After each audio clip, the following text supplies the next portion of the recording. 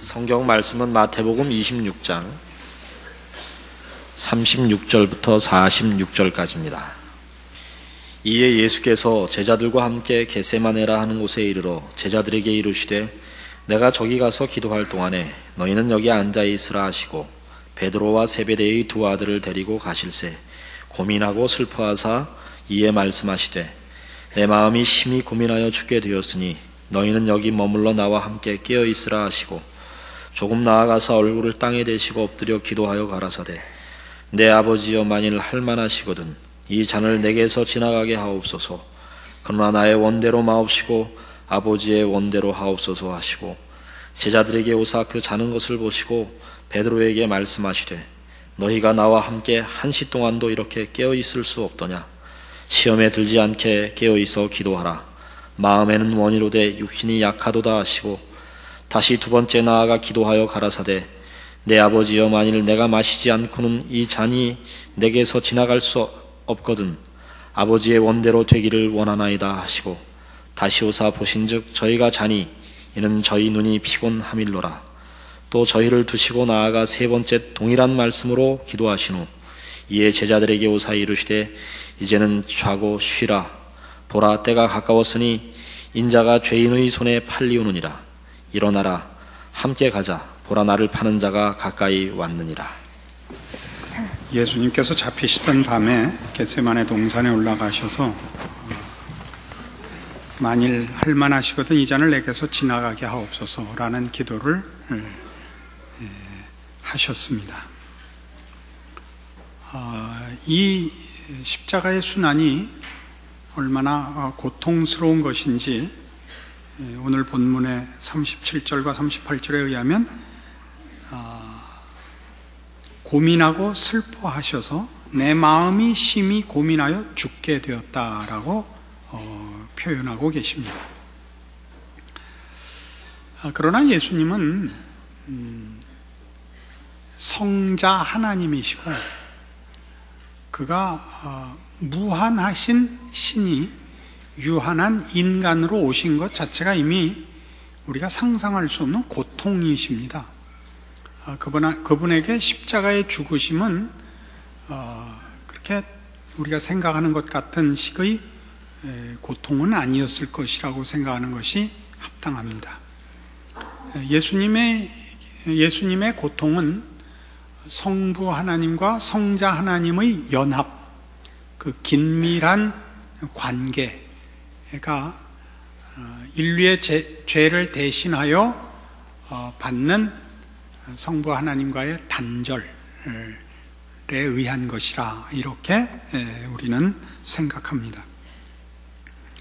그런데 이 부분에서 하나님께서 우리를 구원하고 당신의 자녀로 삼기 위하여 십자가를 세우셨다 하는 것을 물론 우리의 죄를 씻는 방법이 이것밖에 없고 이렇게 해서만 죄와 사망에서 벗어나고 영생을 얻는다 라고 우리가 이해를 하고 있지만 그래도 그 십자가의 방법이 아니고 다른 방법으로는 왜 못하셨을까? 우리 늘 하는 의문이지만 말하자면 로마 황제가 되는 게 쉽지 않았는가? 우리를 죄와 사망에서 꺼낸다고 하시면 사탄을 쳐 엎으면 되시는 것 아닌가? 라는 생각이 당연히 들어야 됩니다. 그러나 십자가를 지셔야만 하는 것은 우리를 붙잡고 있는 죄악된 세력의 그 괴수를 치는 것으로만 되는 것은 아닌 것입니다. 이게 십자가 순환의 진정한 의미이죠. 그러니까 우리를 붙잡고 있는 옛 주인 사망과 죄를 쳐서 우리를 그의 노예로부터 꺼내는 것만이 구원이 아니고 그 밑에 있을 수밖에 없는 우리의 형편을 고쳐내는 것이 적극적인 의미의 구원의 내용인 것입니다. 그것은 십자가밖에 없다는 것이죠. 그것은 마태복음의 이 십자가 사건과 연결되어 대표적으로 세 번에 걸친 시험이 있습니다. 그 첫 번째가 마태복음 4장 8절에 기록되어 있습니다. 마태복음 4장 8절. 마귀가 또 그를 데리고 지극히 높은 산으로 가서 천하 만국과 그 영광을 보여 가로되 만일 내게 엎드려 경배하면 이 모든 것을 내게 주리라. 이에 예수께서 말씀하시되 사단아 물러가라. 기록되었을 때 주 너의 하나님께 경배하고 다만 그를 섬기라. 이렇게 되어 있습니다. 사단이 제안했던 것은 온천하 만물을 주는 권세입니다. 그러나 그것을 예수님께서 거절하시고 마땅히 성자 하나님이 이 사단 앞에 무릎을 꿇을 일이 없죠. 그러나 이런 기록이 있고 이것이 하나의 시험이 되는 것은 말하자면 이제부터 주님께서 하시려는 일이 사단을 쳐서만 해결되는 게 아니라는 뜻 때문에 등장하고 있는 것입니다.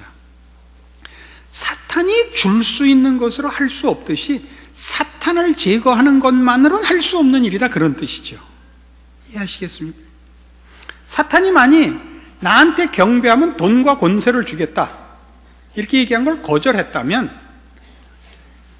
그가 돈과 권세를 줄 수 있는 권세로 그거를 방해할 수는 있죠. 그 문제로는 해결되지 않는 거다 이겁니다. 사탄은 이 문제에 말하자면 그가 방해할 수 있는 요소가 아주 없지는 않지만 본질적인 의미에서는 사단은 이 문제에 더할 것도 없고 뺄 것도 없는 존재다, 그런 뜻입니다. 이건 성부 하나님만이 하실 수 있는 일이라 주 너의 하나님께 경배하고 다만 그를 섬기라라는 답이 그래서 등장을 합니다. 십자가라는 문제에 있어서는 사단은 사실 할 말이 없는, 역할이 없는 그 본질적 내용에 있어서 그렇습니다. 내가 설명을 하고도 이해가 잘 안 되니까 여러분은 오죽하겠습니까? 그러나 이 설명이 잘한 설명이에요. 이제 뒤로 가면 다시 연결을 해야 돼요.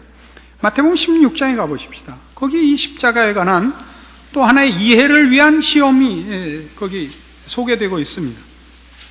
16장 21절. 이때로부터 예수 그리스도께서 자기가 예루살렘에 올라가 장로들과 대제사장들과 서기관들에게 많은 고난을 받고 죽임을 당하고 제3일에 살아나야 할 것을 제자들에게 비로소 가르치시니 베드로가 예수를 붙들고 간하여 가로되 주여 그리 마옵소서. 이 일이 결코 주에게 미치지 아니하리이다. 예수께서 돌이키시며 베드로에게 이르시되 사단아 내 뒤로 물러가라. 너는 나를 넘어지게 하는 자로다. 내가 하나님의 일을 생각지 아니하고 도리어 사람의 일을 생각하는도다 입니다. 그러니까 당시 유대인들, 메시아를 기다리고 있던 모든 유대인들은 지금 여기 등장하는 베드로와 함께 모두가 메시아는 외적인 문제를 해결하는 해방자일 거라고 생각했습니다. 말하자면 로마의 압제에서 하나님의 백성들을 구원하고 하나님의 선민들을 괴롭히는 세력들,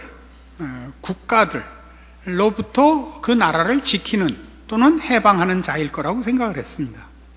그게 지금 베드로로 하여금 예수님에게 이런 일이 일어나도록 내가 방치하지 않겠습니다라는 표현으로 나타나고, 그것은 말하자면 하나님이 보내시는 메시아는 힘을 가진 외적 장애 요인을 타파하는 자일 것이다 라는 고백이고, 예수님의 대답은 너는 나를 넘어지게 하는 자로다요, 내가 하나님의 일을 생각지 않고 사람의 일을 생각한다는 이 표현에서 드러났다시피 그것은 외적 문제가 아니고 내적 문제다라고 얘기를 함으로써 십자가를 지는 문제는 우리를 붙잡고 있는 악한 주인을 쳐 없애고 꺼내는 정도가 아니다, 이런 얘기입니다.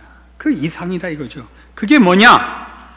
요한복음 17장에 가면 이 구원에 관한 예수님의 표현을 보게 됩니다. 요한복음 17장 21절. 아버지께서 내 안에 내가 아버지 안에 있는 것 같이 저희도 다 하나가 되어 우리 안에 있게 하사 세상으로 아버지께서 나를 보내신 것을 믿게 하옵소서.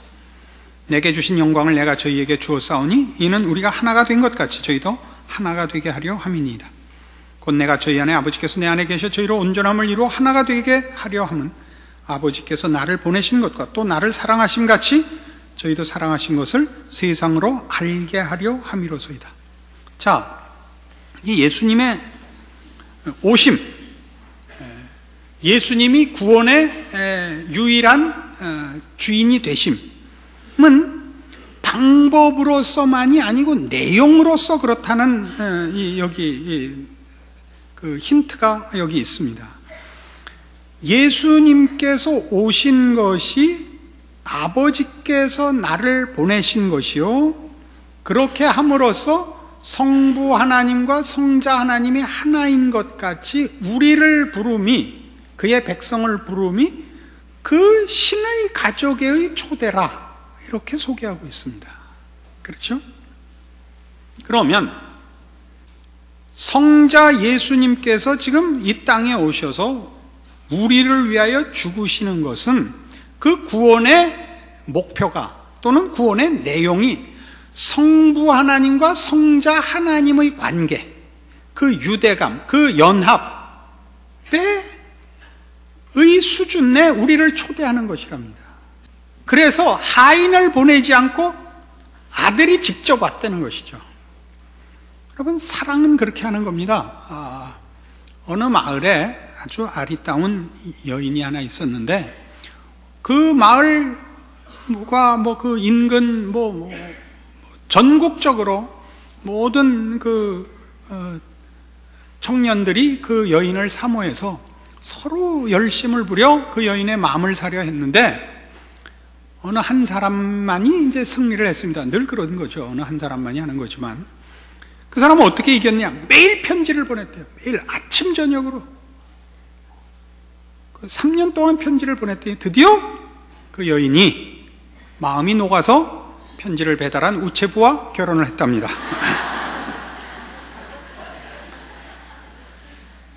그러니까 연애할 때는 편지를 직접 갖고 가셔야 돼요. 성자 하나님이 우리를 찾아오신 것은 오셔서 하셔야 되는 일의 방법과 수단만의 문제가 아니라 오심 자체가 구원에 있어서 중요한 내용이기 때문에 다른 이로 대체할 수 없었다는 것입니다.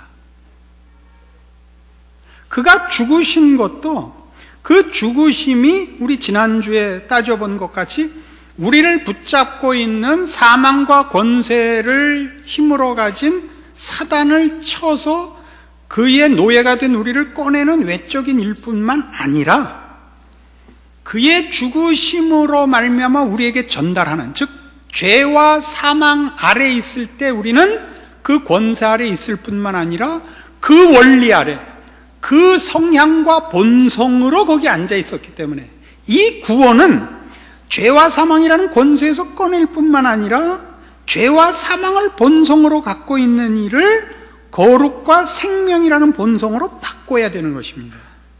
이 바꿈, 적극적인 구원을 예수님이 직접 오셔서 하실 수밖에 없다는 것입니다. 이게 요한복음 17장 얘기입니다.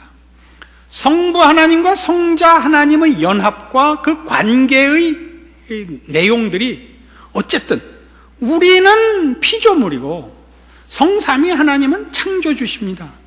우리가 어떤 의미든지 대등해지거나 동등할 수 없습니다. 그러나 사랑이라는 내용에서는 어쨌든 이 창조주 성삼위 하나님께서 그가 만드신 피조물들과 사랑을 나누시겠다고 합니다. 그래서 우리를 그리로 초대하고 예수 그리스도의 오심과 죽음 속에는 이 사랑의 전달, 사랑이라는 새로운 내용과 본성을 심는 일로 예수님 외에 누가 대신할 수도 없고 그 십자가를 지는 일 밖에 다른 방법도 없었다고 가르치는 것입니다. 베드로 후서 1장에 가보시죠. 신약성경 384페이지 베드로 후서 1장 3절입니다. 그의 신기한 능력으로 생명과 경건에 속한 모든 것을 우리에게 주셨으니 이는 자기의 영광과 덕으로서 우리를 부르신 자를 알므로 말미암음이라. 이로써 그 보배롭고 지극히 큰 약속을 우리에게 주사 이 약속으로 말미암아 너희로 정력을 인하여 세상에서 썩어질 것을 피하여 신의 성품에 참여하는 자가 되게 하려 하셨도다, 이거예요. 구원이 뭐냐? 생명과 경건에 속하는 것입니다. 생명과 경건이 뭐냐? 신의 성품이라는 것입니다. 하나님이 우리를 만드셨습니다. 우리는 그의 피조물입니다. 그런데 이 인간은 다른 모든 피조물과 뭐에서 구별되느냐? 우리는 하나님의 형상대로 지음을 받았다는 겁니다. 하나님의 형상이 구체적으로 뭐냐 하는 것은 학자들 간의 의견이 분분합니다. 그것이 뭔지를 우리는 지금 확연하게 알진 못합니다. 여러 면에서 다른 존재들과 다른 여러 가지 것들이 있습니다. 저는 특별히 인격이라고 생각을 합니다. 인격. 하나님이 우리에게 허락한 하나님의 형상을 주신 것이 뭐냐? 인격인데 그 인격은 거룩한 인격입니다. 그 거룩함의 대표적인 속성은 사랑입니다.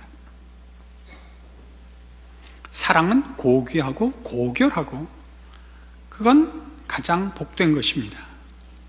인격의 가장 고결한 속성일 것입니다. 그러나 우리는 모두 타락했습니다. 타락한 인간들은 타락했음에도 불구하고 하나님의 형상으로 지음을 받은 어떤 흔적들을 가지고 있습니다.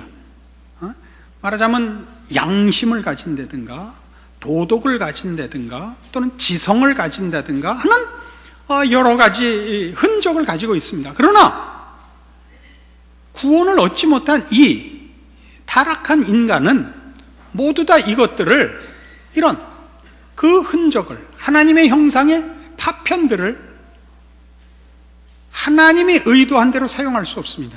즉 사랑을 그 최고의 속성으로 가지지 못합니다. 그러니까 타락한 인간들은 그가 얼마나 똑똑하든 얼마나 고결하든 그것은 다 자기를 위하였습니다.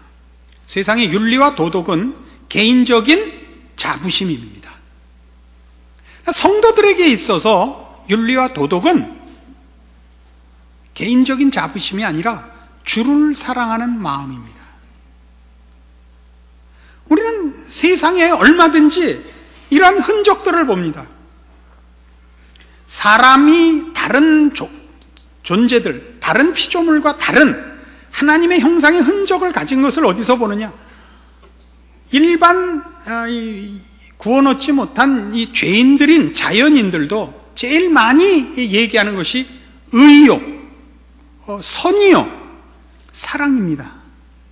우리 실제로는 늘 곁에 두고 있으면서도 괜히 아닌 척하는 그런 괄세받는 종목 중에 하나가 이 뽕짝입니다. 그죠? 뽕짝이. 또 게다가 음악을 전공으로 한 사람들은 뭐 상당히 그 뽕짝을 가짠게 여기고 있는데 그 뽕짝의 제일 많은 주제가 다 사랑입니다. 저는 뭐 몇 개 알지 못하지만 사랑 아니죠. 사랑이 무엇이냐고 물으신다면부터 시작해서 사랑 누가 말했나? 누가 사랑을 아름답다 했던가? 근데 이런 사랑 얘기들을 보면 그게 사랑이 아름답고 멋있지가 않고 거긴 사랑이 다 눈물의 씨앗이고 미로고 이렇게 꼬이고 이지러진 걸 보죠. 다. 그래서 사랑 타령에 전부 눈물이 들어와요. 그죠? 그죠? 모든 사랑 타령에는 세상에는 눈물이 들어와요. 왜 그렇죠? 그 사랑이 이기적이니까. 나를 위한 사랑이니까. 나를 위한 사랑이니까. 그럼에도 불구하고 제가 지금 도입해서 우리가 같이 이해를 나누려고 하는 건 뭐냐면 그래도 그게 고결한 것, 가치라는 걸 인간이 알고 있다는 것입니다. 그래서 이런 정도까지 가요. 뽕짝을 그 괄세함 못 써요. 립스틱 짙게 바르고라는 뽕짝이 있습니다. 그 제목만 딱 들으면 아주 선정적이고 원색적이고 거기 무슨 인간이 배울 만한 무슨 가치 있는 내용이 있겠는가 이런 생각을 물론 저도 했습니다. 제목 한번 참 거지 같다 이렇게 생각했는데 내용 가사를 어느 날 잠깐 봤어요. 다 외우진 못했는데 가사가 이런 거예요. 사랑이란 다 그렇더라. 다 그렇더라. 사랑한다던 남자가 이제 마음이 식어서 돌아서려고 하는 걸 여인이 알게 됐습니다. 그리고 이제 마지막으로 만나자입니다. 이제 그만 만나자는 소리를 하려고 부르는 거를 알고 있습니다. 그래라, 사랑이란 다 그렇더라. 내가 뭘 널 붙잡고 울고불고 하겠느냐. 립스틱 짙게 바르고 아무렇지도 않게 가서 네 마음에 부담 안 주고 곱게 보내주리라, 이거예요. 거의 가스펠성 수준이에요. 아니, 이만하면 세죠 뭐. 아니, 얼마나 세요. 그러니까 구원받지 못한 곳에도, 하나님을 알지는 못하는 곳에도, 사랑을 자기를 위해서밖에 쓸 줄 모르는 곳에도 인간이 이런 분명히 짐승과 다른, 생각 없는 존재들과 다른 경지가 있다고요. 그럼 구원이란 뭐냐? 이게 회복되는 거예요. 참다운 하나님의 형상의 회복이 구원이에요. 죄와 사망에서 벗어나서 이제는 영생을 얻었다라는 것이, 이런 자기를 위하여 살고 자기를 위하여 남을 해치던 죄와 사망의 법칙 속에서, 그 속성에서 벗어나 남을 사랑할 수 있게 되고 남의 유익을 위하여 드디어 희생할 수 있게 되는 거예요. 이게 구원이에요. 그러니까 예수님이 우리를 위해 죽으시죠. 이건 그렇게밖에 회복되지 않아요. 예수님이 우리를 위해 죽으신다는 것은, 우리가 누구를 위해 무슨 값을 지불하면 그 값을 지불한 목적물이 이 값보다는 어쨌든 더한 가치여야 그 값을 지불할 거 아니에요. 예수님을 우리를 위해 십자가에 매달았다는 것은 하나님 쪽에서 우리를 향한 사랑으로서의 우리에 대한 목적과 목표와 그 대우가 예수님 이상이라는 거예요. 그래서 예수님은 십자가에 죽으셔야 돼요. 그래서 우리를 사랑한다는 것을 우리가 실제적으로 보며, 그게 하나의 과시라는 뜻만은 아니에요. 그건 그런 실제적인 하나님의 우리를 사랑하신 사랑의 실천이며, 사랑하기 때문에 선택의 여지 없는 행동이며, 그렇게 함으로써 우리 안에 하나님의 사랑을 새롭게 심으시는 거예요. 그게 십자가예요. 그게 신의 성품이에요. 요한일서 4장으로 갑시다. 베드로후서 다음이 요한일서예요. 또 구약부터 찾지 마세요. 요한일서 4장 7절. 요한일서 4장 7절. 사랑하는 자들아, 우리가 서로 사랑하자. 사랑은 하나님께 속한 것이니 사랑하는 자마다 하나님께로 나서 하나님을 알고, 사랑하지 아니하는 자는 하나님을 알지 못하나니 이는 하나님은 사랑이심이라.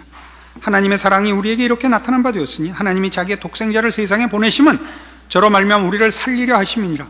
사랑은 여기 있으니 우리가 하나님을 사랑한 것이 아니요 오직 하나님이 우리를 사랑하사 우리 죄를 위해 화목제로 그 아들을 보내셨음이니라. 사랑하는 자들아, 하나님이 이같이 우리를 사랑하셨은즉 우리도 서로 사랑하는 것이 마땅하도다. 자, 이게 사랑이라는 것을 어떤 측면에서 바라보는 것이에요. 하나님은 사랑이십니다. 하나님은 사랑이십니다. 사랑이 하나님이라는 존재의 가장 중요하고 가장 대표되는 속성이십니다. 사랑이십니다, 하나님은. 그래서 하나님께 구원을 얻은 자는, 즉 뒤집어서 하나님이 누구를 구원할 때는 하나님의 백성으로 부르는 것이, 하나님의 백성, 바로 이 속성으로 부르시는 것입니다. 하나님은 사랑이시기 때문에 우리에게 사랑을 베푸셨고, 우리를 구원할 때 그 구원은 사랑으로의 구원인 것입니다. 이기심과 더러움에서 사랑으로의 구원이라고. 그러니까 구원을 우리가 죄와 사망에서 벗어나 영생을 얻었다 그럴 때 이기심에서 벗어나 사랑으로 구원을 얻었다, 이렇게 얘기해도 됩니다. 사랑으로 구원을 얻는 것입니다. 이게 성경이 하고 싶은 얘기입니다. 그러니까 사랑을 하면 그는 하나님을 아는 자요, 하나님께 속한 자요. 사랑을 하지 않으면 그는 하나님께 속하지 않은 자요, 그는 구원을 모르는 자요, 이 얘기입니다. 요한일서 얘기는. 그럼 이 얘기를, 이게 그게 그거 아니냐 싶겠습니다만 얼마나 중요한 내용이냐. 자, 우리의 신자된 확인을 봅시다. 우리 성도들이 구원을 얻었고 영생을 확인하고 있음에도 불구하고 모두가 현실적인 신앙생활에서 실패하는 이유가 뭡니까? 예수님 보고 십자가 지지 말라는 거죠. 예수님이 현실적인 힘을 가진 게 더 좋은 거예요. 그러니까 여러분의 믿음은 언제나 십자가는 여러분이 소원하는, 여러분이 목표하는 이기심을 채우는 방법이 되기를 바라는 거죠. 그러나 십자가는 처음부터 끝까지 우리로 하여금 이기심의 노예에서 벗어나 드디어 사랑하는 자리에 앉히는 거거든요. 그러니까 신앙의 보상이 뭐냐? 여러분이 주님을 사랑하며 주의 백성으로 열심히 하나님께 영광 돌리고 싶어 하는 것이 무슨 세상적인 발언권이 있는 무슨 권세나 무슨 능력으로가 아니라 우리가 드디어 희생하며 순종하며 남을 위하여 존재하는 것으로만 되는 것이란 말이에요. 그것은 우리가 어떤 세상적인 눈으로 볼 때 어떤 지위, 어떤 조건 속에 있든지 방해받을 수 없는 거라고요. 세상이 더 줄 수 있는 것도 아니고 사랑하는 것은 그것으로 자신의 신앙을 점검할 줄 모르면 구원 얻은 보람이 없다고요. 구원 얻은 일에 대한 감사를 확인할 길도 없고, 그러니까 대부분의 성도들의 불만은 여기에 있는 거 아니에요? 예수를 믿었는데 뭐 달라진 게 없더라 이거죠. 죽으면 달라질 것이다. 그거 기다리고 있어요. 죽으면 나는 천국 가고 너희는 지옥 간다. 여기만 다르고 살아생전엔 차이가 없단 말이에요. 기대가 없어요. 왜 그렇다고요? 구원이 뭔지 모르는 거예요. 십자가를 논하지만 십자가가 뭔지 모르는 거예요. 이것이 우리를 불만으로, 불신앙으로 끌고 있는 것입니다. 고린도전서 13장에 가시면 그래서 성경은 사랑을 이렇게 정의합니다. 고린도전서 13장 4절, 사랑은 오래 참고 사랑은 온유하며 투기하는 자가 되지 아니하며 자랑하지 아니하며 교만하지 아니하며 무례히 행치 아니하며 자기 유익을 구치 아니하며 성내지 아니하며 악한 것을 생각지 아니하며, 이것은 전부 다 상대방을 위한다라는 공통분모를 가집니다. 사랑은 상대방을 위한 것이다. 상대방을 위한 것이다. 저희 마누라하고 한참 연애하던 시절에 제 오른쪽 새끼 발가락에 티눈이 큰 게 생겨서 그걸 이제 수술을 했습니다. 수술을 하고 구두를 신을 수 없어서 운동화, 이 새끼 발가락 있는 데 구멍을 내서 운동화를 신어서 새끼 발가락 이렇게 나오게 이렇게 신고 직장을 갔어요. 그리고 우리 마누라하고 만났는데, 그때나 지금이나 우리 마누라의 유일한 단점은 밟으면 안 되는 걸 밟는 것이 그때나 지금이나 고치지 못하는 유일한 단점. 하이힐 뒤축으로 그걸 밟아버렸습니다. 눈물이 분수처럼 쑥 나왔는데 제가 웃더래요. 그래서 결혼했답니다. 저는 제 장래성과 인간미와 신앙을 보고 한 줄 알았지, 누가 발가락 밟은 거 보고 한 줄이야 몰랐죠. 사랑은 그런 겁니다. 화를 낼 수가 없죠. 화를 낼 수가 없죠. 어떻게 무례한 태도를, 불의한 생각을 하겠습니까? 그게 사랑입니다. 근데 이런 사랑은 기능이 아닙니다. 목표도 아니고 주제도 아닙니다. 사랑은 1절에서 3절을 보시죠. 내가 사람의 방언과 천사의 말을 할지라도 사랑이 없으면 소리나는 구리와 울리는 꽹과리가 되고, 내가 예언하는 능이 있어 모든 비밀과 모든 지식을 알고 또 산을 옮길 만한 모든 믿음이 있을지라도 사랑이 없으면 내가 아무것도 아니요, 내가 내게 있는 모든 것으로 구제하고 또 내 몸을 불사르게 내어줄지라도 사랑이 없으면 내게 아무 유익이 없느니라. 여기서 사랑은 본체라는 것입니다. 사랑은 기능이나 행위가 아니라는 것입니다. 2절 하반절에 있는 바와 같이 사랑이 없으면 내가 아무것도 아닙니다. 사랑이 없으면 본체가 없는 겁니다. 하나님의 본체는 사랑이십니다. 구원 얻은 하나님의 백성의 본체는 사랑입니다. 사랑이 본체입니다. 여기서부터 뭐가 나가는 겁니다. 은사를 쓰든 능력을 발휘하든 무슨 일을 하든 사랑에서부터 나가는 겁니다. 사랑은 뭐죠? 남을 위하는 것입니다. 죄인이었을 때는 본체가 사랑이 아니다. 본체는 언제나 이기심입니다. 아시겠습니까? 이걸 알면 무슨 행위를 하고 말고를 떠나서 여러분 자신이 구원 얻은 자의 고급한 경지를 확인하시게 되고 그것으로 이미 보상을 받은 걸 알게 됩니다. 이기심을 벗어나 있는 것, 더러운 생각과 악한 생각에서 벗어나 있어서 다른 사람을 위하여 유익이 되고 선을 베풀고 자비하며 도움이 되려는 마음을 가지는 것 이상의 복은 없습니다. 이런 말이 있죠. 효도의 보상은 뭐냐? 효심 자체가 보상이다 이겁니다. 부모님께 잘해야지라는 생각 자체가 복이라 말이에요. 우리 부모님은 왜 저럴까? 그게 벌이라 말이에요. 그게. 그 다음부터 잘못하는 거는 뭐 더 말할 것도 없고, 우리가 남을 미워하면 그게 벌이라고요. 남을 미워하는 순간 그 복수를 하기 위하여 내가 먼저 물귀신이 돼야 된다고요. 그러지 않고 상대방을 어떻게 해할 수가 없으니까. 남을 사랑하면 이미 평화가 있고 이미 만족이 있고 이미 감사가 있어요.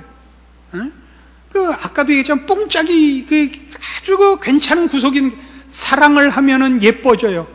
아시죠? 그 유명한 가스펠송? 이게 없어요. 여러분의 신앙을 점검해 보세요. 우리가 본체가 사랑이라는 걸 인식하시고 그렇게 구원을 받았는데 우리가 그걸 놓치고 있다는 걸 여러분 확인하셔야 돼요.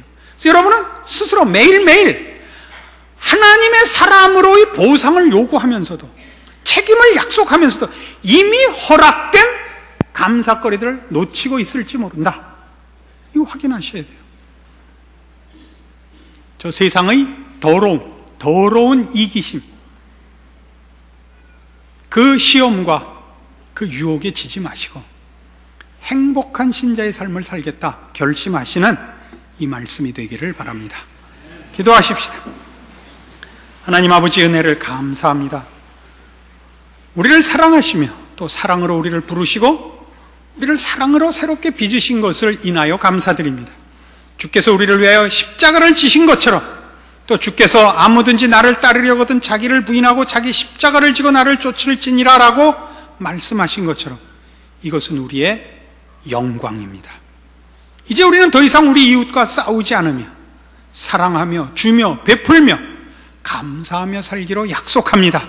이것이 구원입니다. 이것이 신앙입니다. 이것이 하나님의 자녀라는 이름에 걸맞는 인생입니다. 이렇게 살게 하여 주시옵소서. 지금은 우리 주 예수 그리스도의 은혜와 하나님 아버지의 극진하신 사랑과 성령님의 교통하심이 하나님의 자녀라 일컬음 받는 사랑의 사람으로 승리하리라 약속하고 돌아가는 심령들 위해 영원토록 함께 있을지어다. 아멘.